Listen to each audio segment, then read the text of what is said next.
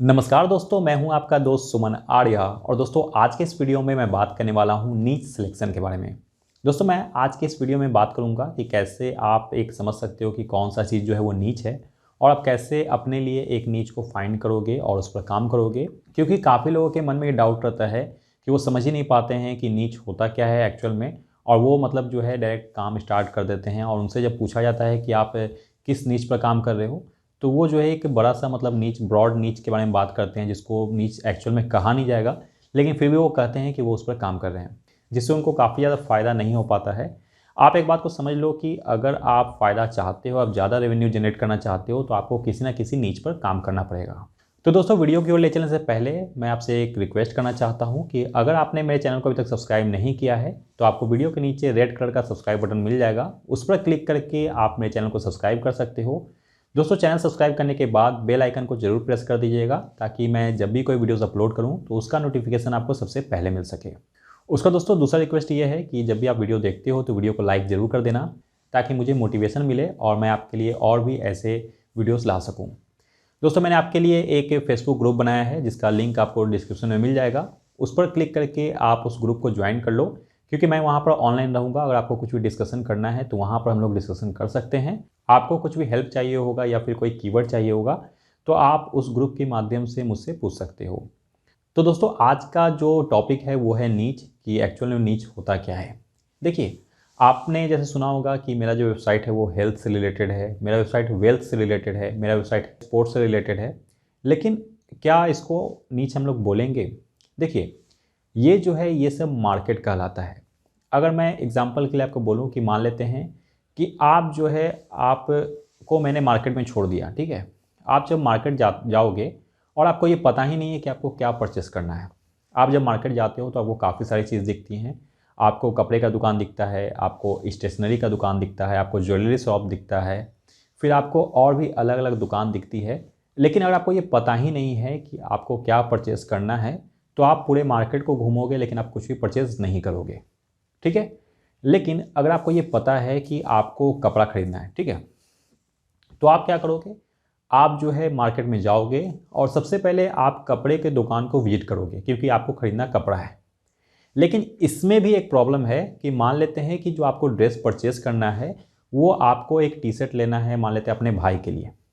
तो आप जब मार्केट में जाओगे तो आप तो ड्रेस के दुकान में जाओगे, लेकिन आप ये भी नोटिस करोगे कि जिस ड्रेस के दुकान में आप जा रहे हो वो ड्रेस का दुकान मतलब मेन के लिए होना चाहिए, और वहाँ पर आपको अपने भाई के साइज़ का टी शर्ट मिल सके। मतलब आप तो दुकान में जाओगे, अब वहाँ पर आप ये भी नोटिस करोगे कि उसमें मतलब ड्रेस मिलता हो। दूसरा चीज़ नोटिस करोगे कि उसमें जो अगर आपका भाई बड़ा है तो मतलब जो है एक बड़े लड़के के लिए मतलब टी शर्ट मिले। ये नहीं है कि आप गए उसमें बच्चों का टी शर्ट मिलता हो तो आप उस भी दुकान में नहीं जाओगे। तो आपने क्या किया? आपने पहले मार्केट में आप गए, मार्केट से आपने फिर एक सब मार्केट को देखा, सब मार्केट के बाद आपने एक नीच को देखा।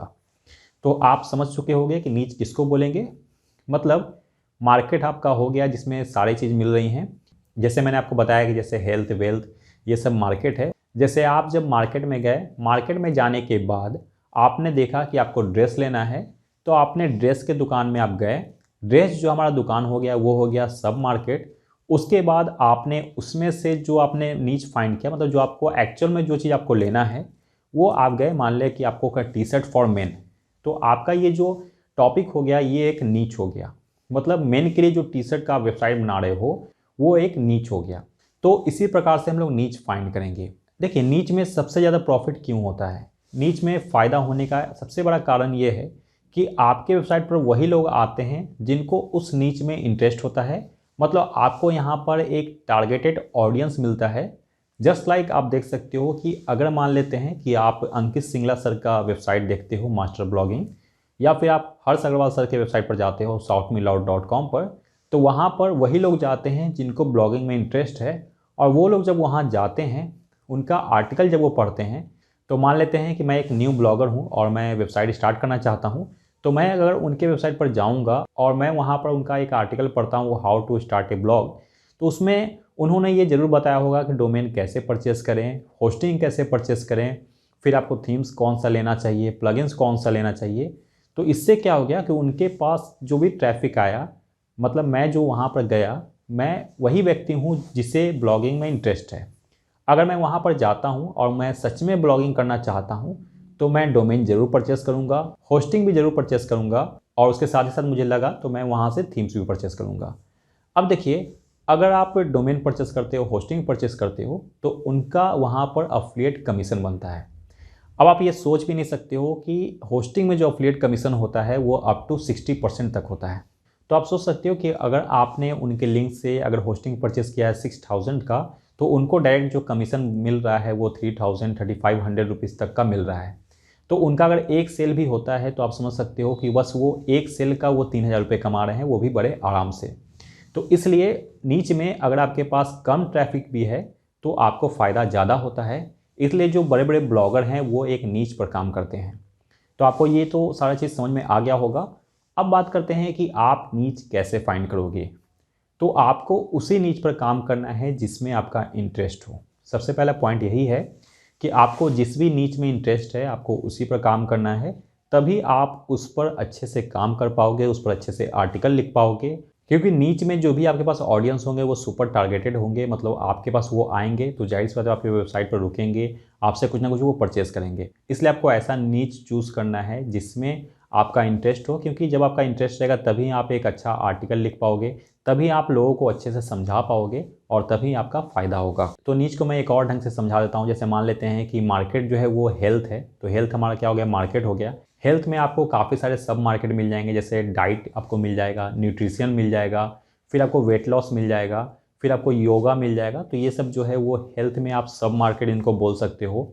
उसके बाद आप इसमें से भी कुछ कुछ जो है नीच निकाल सकते हो। जैसे न्यूट्रिशन हमारा जो हो गया वो सब मार्केट हो गया, तो इसमें से हम लोग ये लिख सकते हैं न्यूट्रिशन फॉर किड्स। तो यहाँ पर क्या होगा कि सुपर टारगेटेड ऑडियंस हो जाएंगे। मतलब अगर मान लेते हैं कि आप एक वेबसाइट बनाते हो न्यूट्रिशन फॉर किड्स पर, तो आपके पास वही लोग आएंगे जिनको मतलब अपने किड्स के लिए न्यूट्रिशन फाइंड करना है। और वहाँ पर अगर आप प्रोडक्ट को शेयर करते हो, कुछ भी आप प्रोडक्ट वहाँ प्रमोट करते हो, तो वो लोग आपसे ज़रूर परचेस करेंगे। तो पहला चीज़ तो हो गया कि आपको नीच जो है वो फाइंड करना है इस तरह से। और दूसरा चीज़ ये है कि आपको ये भी देखना है कि उस नीच में प्रॉफिट है या नहीं। मतलब आपको ऐसे नीच पर काम नहीं करना है जिसमें आप कुछ प्रोडक्ट ही नहीं सेल कर पाओ या फिर उससे आपको फ़ायदा ही नहीं हो। तो आपको नीच वैसा ही लेना है जिसमें आपको फ़ायदा हो। मतलब आप जो भी नीच लो उसमें आप ये देख लेना कि उसमें आप प्रोडक्ट को सेल कर पाओ, तभी आपको जो है वो ज़्यादा से ज़्यादा फ़ायदा होगा। तीसरा और लास्ट चीज़ जो है वो आपको देख लेना है कि उसमें कंपटीशन कैसा है। मतलब आपको ये देख लेना है कि जो वेबसाइट्स उसमें रैंक कर रही हैं उसमें आपको लो कंपटीशन कीवर्ड ज़्यादा मिल रहा है या नहीं, उसमें आप रैंक करवा पाओगे कि नहीं। अगर आपका कोई नया वेबसाइट है तो उसमें आप कैसे रैंक करवा पाओगे।